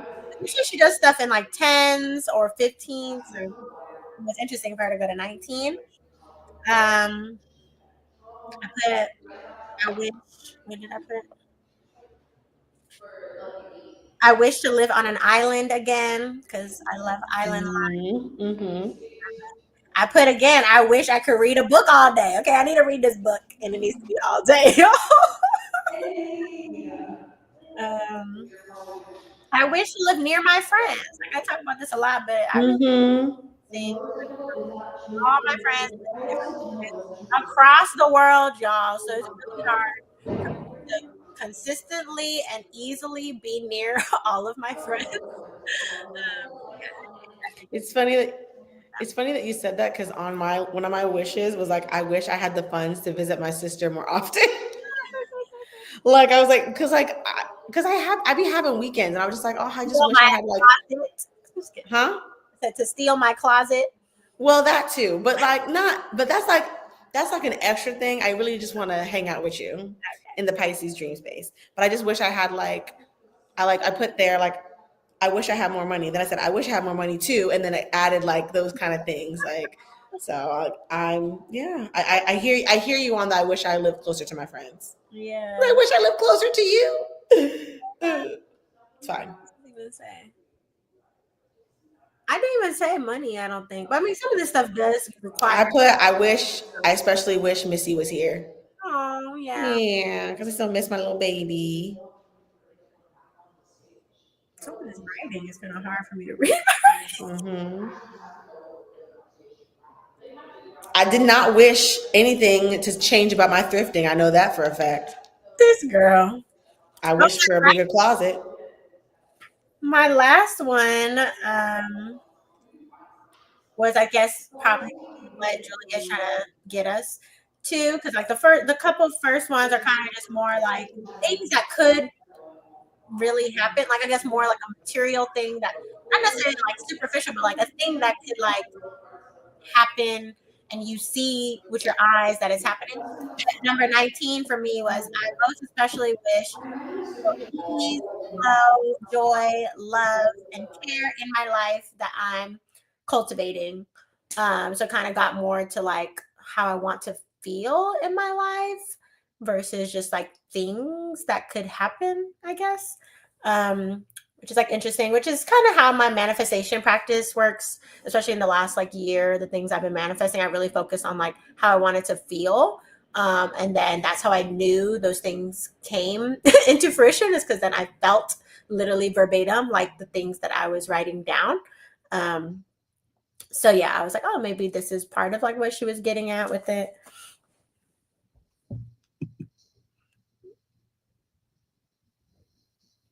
Yeah, like my later wishes were more about like feeling and more like less like specific on like items or things. Yeah. Mm-hmm. Jesse shares the first thing that came up was publish a novel. Ooh, I probably should have put write a novel first, but obviously I want to prioritize my writing again. But I love that, Jesse, right? Yes. The wishes and this week's theme of being possibility, right? It's publish a novel. Because guess what? To publish a novel, that means You would have written it. novel. So right, it's I think that's what it's pushing us to do like to go beyond where our mind typically will sit, like in our comfortability in our bubble of like what we know now, right? Like, oh, we can write a thing, like that could be something we're comfortable with, but like publishing it, right? Like maybe that's a whole other level than maybe what you typically would do. So I actually really love that you wrote that, Jesse. Mm-hmm. Yeah, it was fun. Like it was, I mean, the fill in the blanks at the beginning, like in the beginning weeks, I was always like, oh my gosh, because it was hard for me to think, like I wasn't that fast. But on this wish one, I felt like I actually was able to match like that rapid, because in other previous times, I mean, literally this chapter on the virtual trap quiz, that was hard to fill out. But the wish one wasn't. So it's like also good to know like ways to like generate like that, like making lists. Wish lists are, it's generative of something, of an energy. I like that. And I'm like, oh, that's something I never thought of doing, like, because like you say, like you do a lot of lists. I don't do a lot of lists, but I do acknowledge the benefit of wishing and like looking back and and giving myself the space to do that. Yeah, it kind of makes me think of the ritual we did Mm-hmm. past winter solstice, but 2 winter solstice ago, we did this ritual, which was called the 13 Wishes ritual, which leading up to, or no, starting on the winter solstice into 13 days after that. um, you list out these wishes and then you write them down on a piece of paper, and you pick one every day, and then you do like a card reading, so like oracle or tarot, about Mm-hmm. that wish that you pulled. um, Mm-hmm. and you burn it to like let it go into the universe. So then whatever wish throughout the first 12 days that you burn, it's up to the universe or creator to bring that into fruition with your intention. And the final wish that you're left with is your priority or your onus for the year to bring that into Mm-hmm. fruition. So I really enjoyed that ritual actually, because one, I looked over it like every Yeah. couple of months and could like tick off different things that came into fruition. And I did feel like the thing that was my onus really was very challenging versus the other things I would look back like, oh yeah, that thing happened and that thing happened. And it also had a mix of wishes. There was some that were more like easily kind of could come to fruition, Mm-hmm. host the class or something. And there was other big things like I wanted a new job that had like certain characteristics. And then here I am. I do Mm-hmm. that I feel like I kind of manifested through that ritual and many others. But so I do appreciate like having wishes and listing them out, because then you can also go back and kind of see if you're a person who likes to like check things off. You can kind of see like, oh, that thing did happen. And I think sometimes when you're farther away from it, like when you think back hindsight, you have more of that positive light of like, oh yeah, I did that thing that I said I wanted to do. Um, and it's kind of like the morning pages where you said it and then you kind of forget it. And then you look back and you're like, oh, I did do all my wishes that I wanted. So I think that practice feels good for me. Mm-hmm. Love that.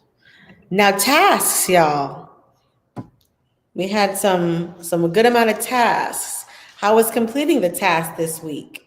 Let us. So what we like to do for the tasks, and or what we were instructed to do by Julia is pick one that's super shiny and we're excited about, and then pick one that feels challenging to do. So I'll read a few of the tasks if you are not currently reading the book, so you kind of get a sense. And we'll go from there. You can use the chat to let us know the number, or you can let us know like how the tasks expanded your relationship to yourself, your creative practice, what revelations came up, epiphanies, like that. I thought, well, number one is the reason is a question. The reason I can't really believe in a supportive God or creator is list 5 grievances. I did not do that one. Yeah, I didn't do that. I didn't do that one. But this one, they talked about starting like an image file where you list 5 desires, and then you create images of them and you put them together like in a collage. And I think that's always really fun. Like think of it as like a vision board of sorts. I did number 3, which is one more time, list 5 imaginary lives. Have they changed? Are you doing more parts of them? You may want to add images of these lives into your image file. And then Have new imaginary lives? yes, and then did I have any new imaginary lives? Let me look at my book.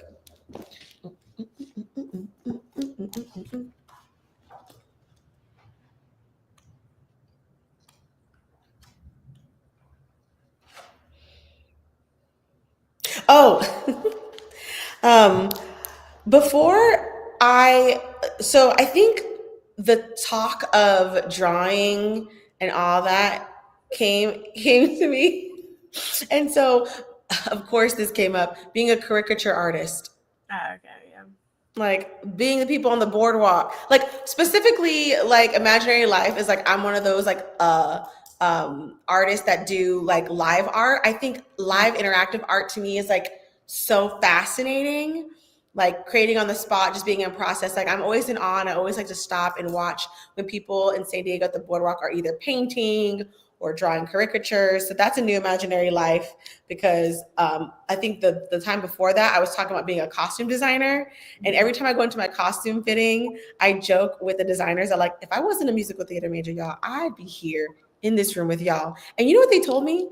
Come on in. Like, you don't have to be officially signed up. You literally can come in here and we'll show you. And I was like, here I am limiting myself, telling myself like, oh, like I couldn't take the 9 o'clock, whatever, like sewing class because I have, class at that time.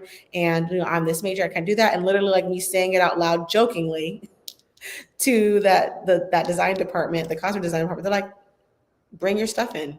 Like or you can come in, like work on whatever if you want to help us out. And so I thought that was really cool, of like this imaginary life of writing it down and then jokingly saying it is actually putting it in my in my possibility.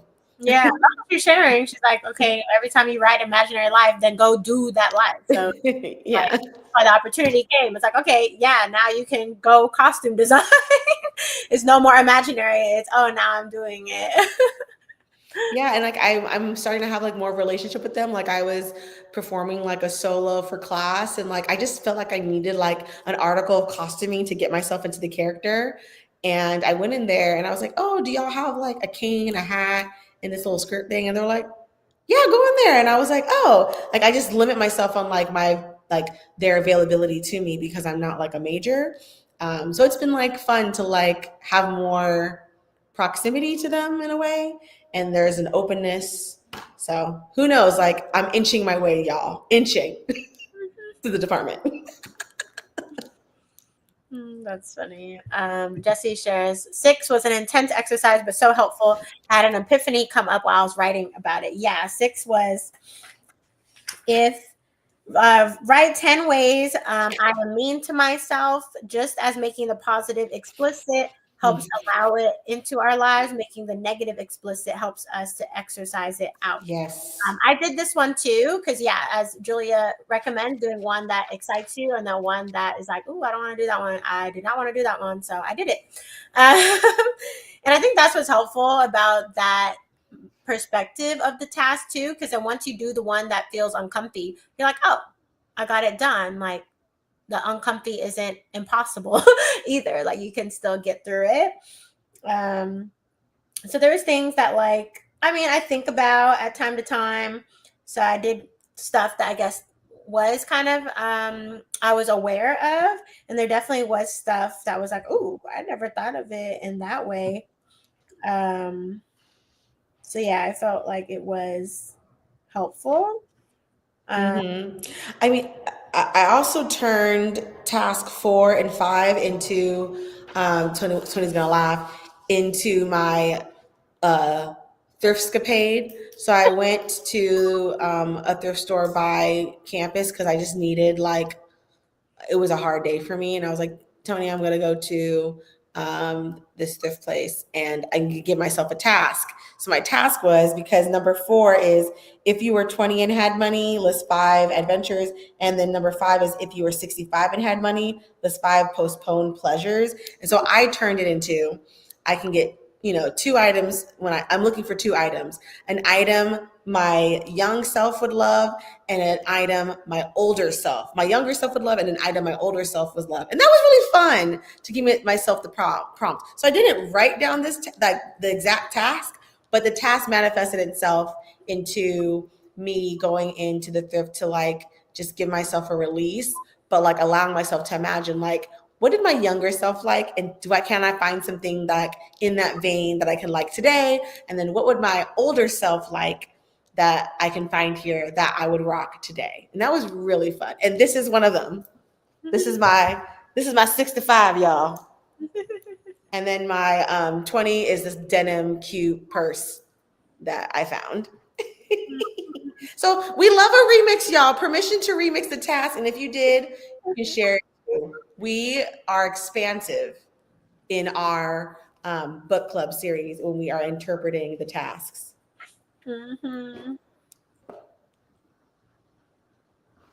Yeah, for 4, like if I was 20 and had money, well, I just, for my answers was like 20 something.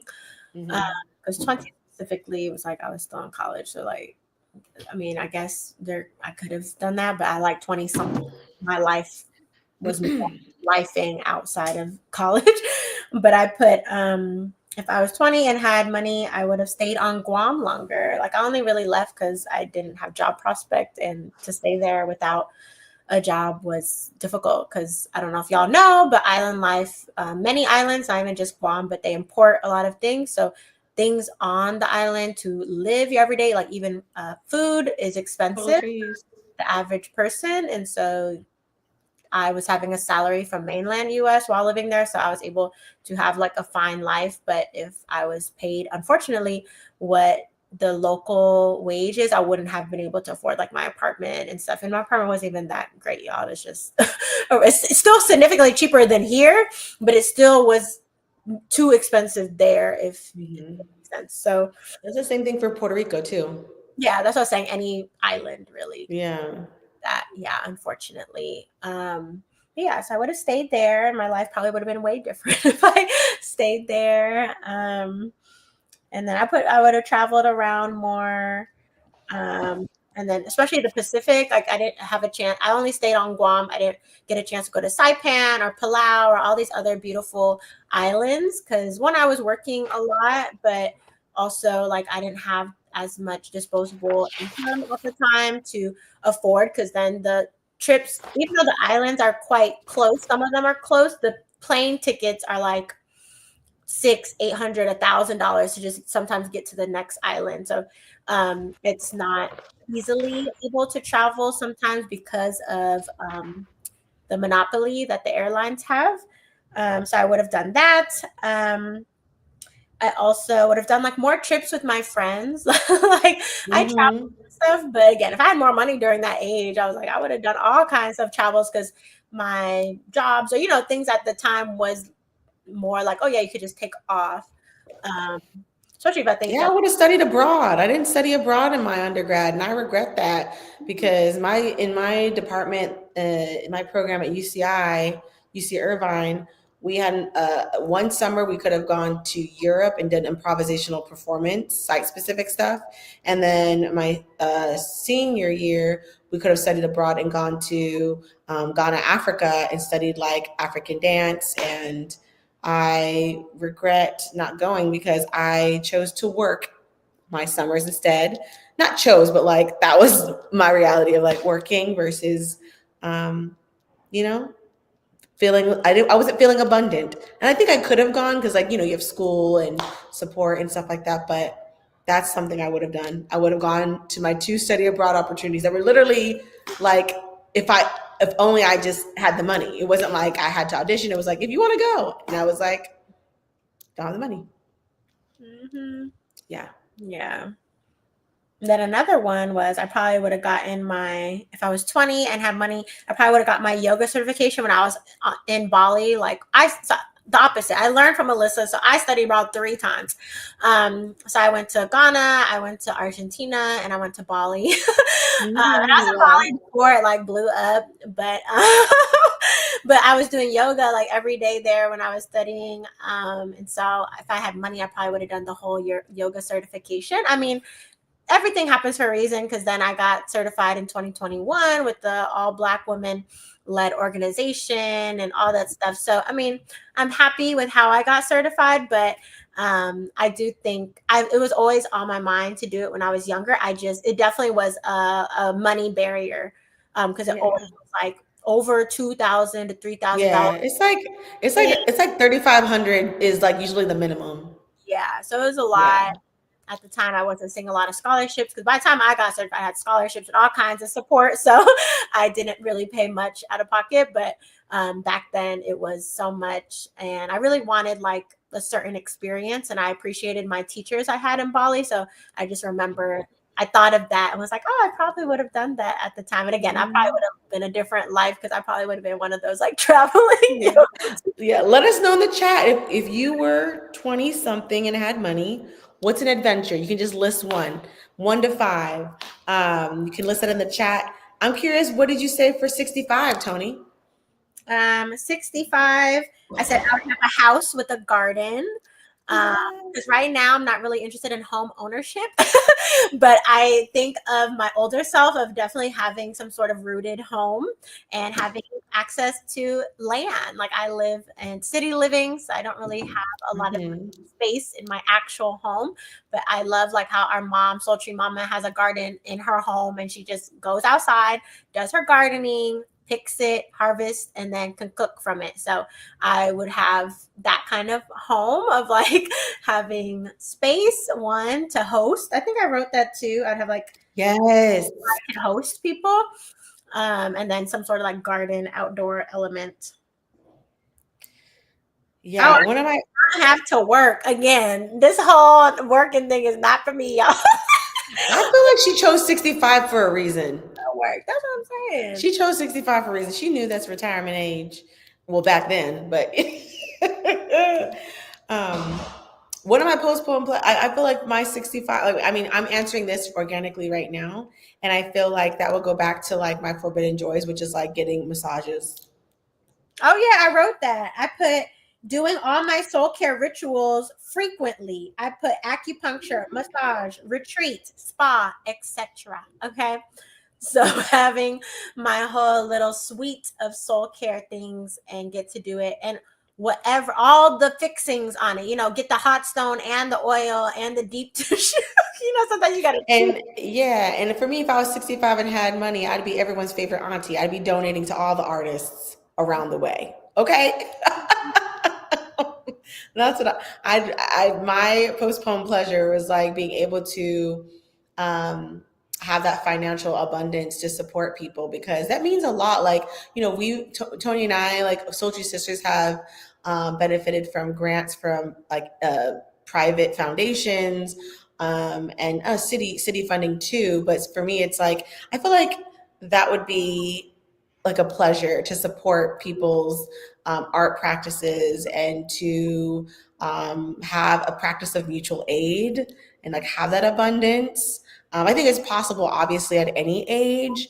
But for me, it's like as we're dreaming of like postponed pleasures, like as I'm in grad school and, you know, having that kind of limitation of resources, I do envision being older and being able to like help steward the next generation of artists, or just like not even generation, because I feel like that's the one thing that I don't like either, is like feeling like we only pour into like youth.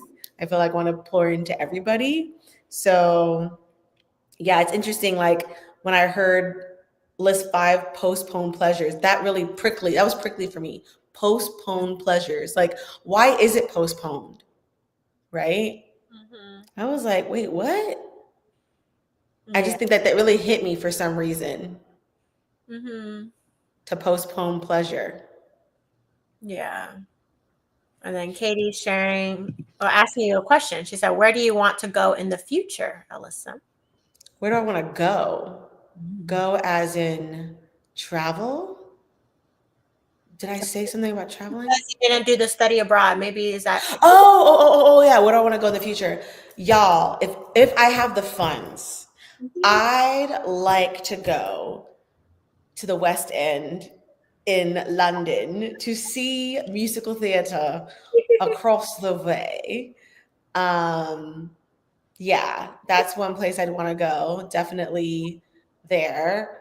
Definitely go to Ghana, Africa. Um, I want to go there in the future. I want to go to the Philippines so bad. Oh I want to yeah, go to the she Philippines. mentioned she was So I haven't been in a long time. So that's actually number 1 on the list, is Philippines. Um, if I really want to go there. I What's another place? Canada. I really want to go to Carnival. I want to just, I want to the whole. Dun, dun, dun. Oh yeah, I really want to experience Carnival in Brazil. Yeah, I want to experiment. Yeah, Obviously, I Brazil want for sure.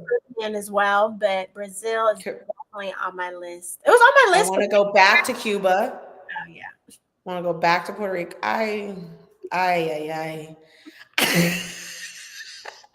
Where would I go? I would go all like, I would want to go back to Japan. We grew up in Japan, but we never. Well, Tony went back to Japan as an adult, but I want to go back as an adult, specifically for thriving and clubbing. And then the temples and the sakura, the cherry blossoms, of course. She said Kamakura. I already seen that. She said I want to Good see. food. I really, to be honest, I really love experiencing the arts and culture of different cities and countries.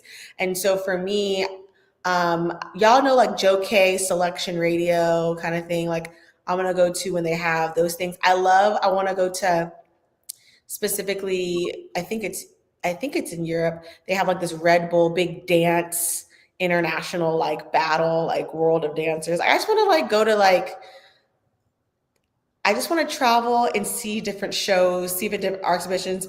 I want to go to, I don't know.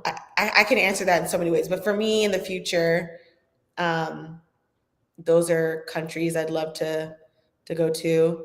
I would love to go back to Guam. Passport Sisters, for real. Oh yeah, we used to. That's how we started Soul Tree. Actually, before we had Soul Tree, Festivities. we just had a hashtag called Sistivities, like Went to sister, Thailand. sister activities, and we traveled different places. So yeah, that is something. But I love traveling and experiencing everyone's like dance culture. So whenever me and Tony travel, we always go like take dance classes and learn. Like when we were in Puerto Rico, we learned bomba dance. We're in Cuba, we learned Afro-Cuban dance. I feel like in Thailand, I don't think we went and took a dance class. We almost was trying to do this kind of fighting class, but I don't think that happened for some reason. Yeah, Muay Thai. We did the cooking class instead, but yeah, I like to experience in other countries like with the way people like to commune over like music and movement, because everyone's different, but at the same time, it's all the same. If that makes sense. Yeah, if that was a long-winded answer. Yeah. But And for me, going back to if I was 65 and have money, I would definitely travel to wellness retreats like all over the world. Like I'll go to one like probably like once a month, once a quarter, stay in a little suite and all that stuff. Because I know with Sultry, our value is that like you don't have to go outside the country and go on a retreat to be well, which is true. And that's why we have our festival in our hometown of San Diego. But I am one that does love a retreat. Like I do enjoy those things. So I would love having the access and money to do that. And then I also wrote I would have a city home, a beach home, and an island home. Okay. So I would just have multiple little homes where I would just go and travel to and have be with my friends. And then my friends could stay there if they want when they're traveling to that area. So yeah, I'm excited for my 65 plus year old self. I feel like it's gonna be fun. yeah. Grind hard, y'all. I gotta work. So then my 65-year-old self cannot work. I think the whole point of this too is like, why postpone, right? Why postpone pleasure? Why not go on that adventure? And like, I feel like a lot of times too, when we think, oh, I could have done that in my 20s, like, why not do it now? Right? Like, there's so many times where I hear people saying like, oh man, I wish I could have done that. And it's like, why not now? Mm-hmm. Especially if it's like an easy thing. Like for me, I love club dancing. Love dancing in the club. The club. I'm being annoying. But like I just like going out dancing. And I feel like sometimes people are like, oh yeah, I used to do it when I was younger. I was like, who says you can't do that now? That's why I did it in my home. Because when I was tired, I took a shower and then I laid down. I sat myself down. So it's like, how are we taking those two things, like something in your 20s and something in your 65 age, and how are you like making it, how are you matching it to where you are? And sometimes that means turning your home into a club. And sometimes that means inviting your friends to the park. If your home is too small to host a park party. We love a park party, especially during the summer months. There's I guess if you're in the morning, I was like, okay, not summer months, but here in California, those of you who know of like Balboa Park or just parks and beaches, it's a for me it's like a nice way to commune with people. And I saw that like at our park by our house. A lot of people on the weekends like to post up there, and I'm like, oh yeah, because sometimes I'll feel like that way too. I'm like, oh, I want to host, but not necessarily in my home because like just if it's like too intimate or you just don't have the time to get it prepared for people to be in. So it's like, why not meet yourself where you are? And sometimes that means public places like parks. definitely. I guess it's just like finding ways you can do it now, even though a lot of my 65-year-old stuff, again, it's like with money. It's like, okay, yeah, Julia, I still don't got money right now. So, but yes, you can do little parts of it, but it's like, I do that anyway. I don't know. For me, part of that reflection is kind of like, well, I do many parts of that, but to have the full dream of it, yeah, I would kind of need more resources to have 3 homes considering this Yeah. economy. But the one that was I wrote a lot about, and I won't get into the details, was like number 9, my payoff for staying blocked is. Like I really got into that. I really dug into that. Like, what is my payoff? And um yeah, it's I feel like I don't know about y'all, but I feel like with my morning pages, I've cultivated like a space to be real with myself. And so, what once earlier seemed harder to say, like I was able to have a truthful conversation with myself about that. And it's still like in draft. And I also feel like our morning pages are permission to like write in draft. We're gonna constantly be continuing to flush it out. But I felt called to answer that, and I wrote like a good amount of a good amount of pages. And then 8, honestly, my favorite creative block is. I thought that was interesting, especially coming off of our deprivation week. So I'm curious of what other people's had. So the list here is TV, overreading, friends, work, rescuing others, and over exercise. I thought that was interesting because like people think different things for creative blocks, but they look different for everybody else.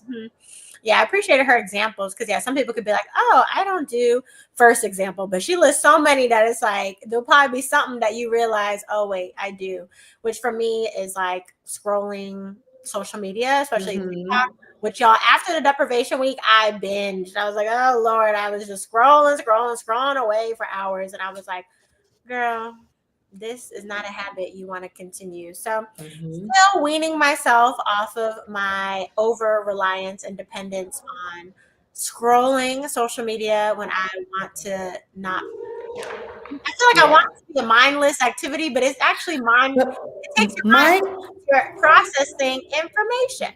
Yeah, my favorite creative block, one of my favorite, rescuing others, y'all. And I found myself doing that in like my rehearsal process, like even last night, and I had to stop myself because I was like, no, you have to worry about your show. But here I am trying to like help everybody else.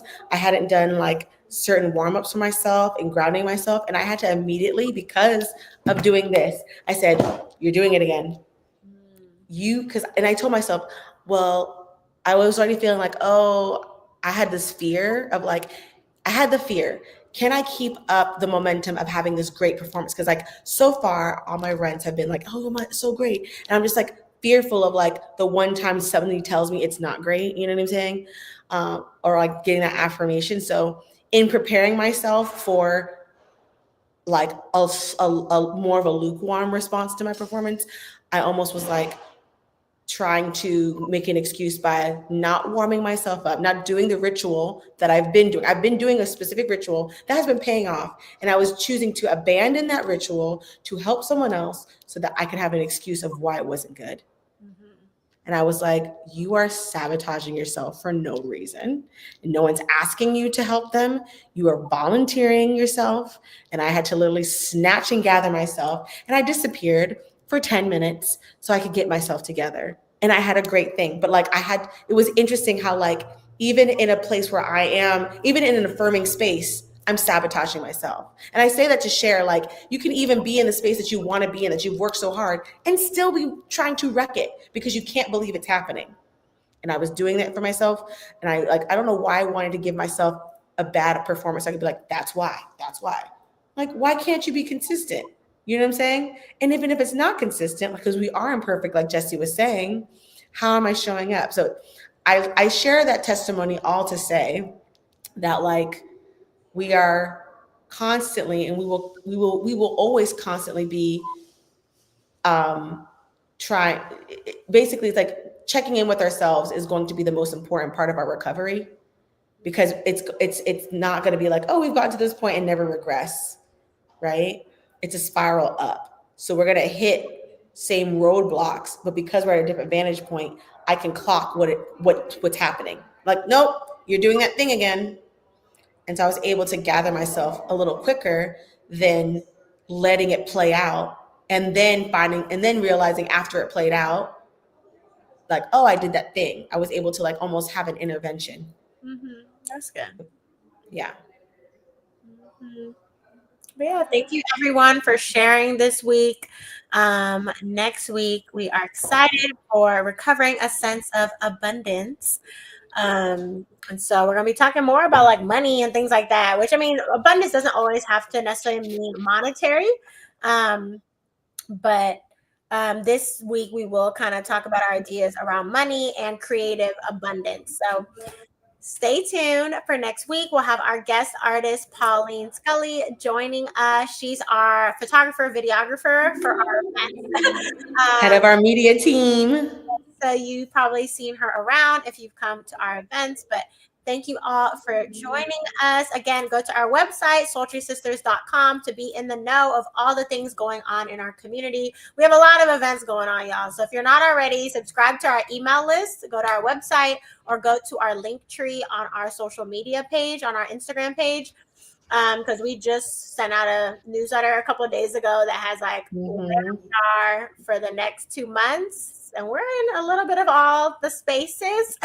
So don't miss out. And we can't wait to see y'all next week. Happy Artist Way week. Hope y'all do all the things to take care of yourself, to nurture your own artist. And trust yourself, y'all. I feel like this last 2 weeks, she's really been like, y'all got it. So, Yes. All right. Bye.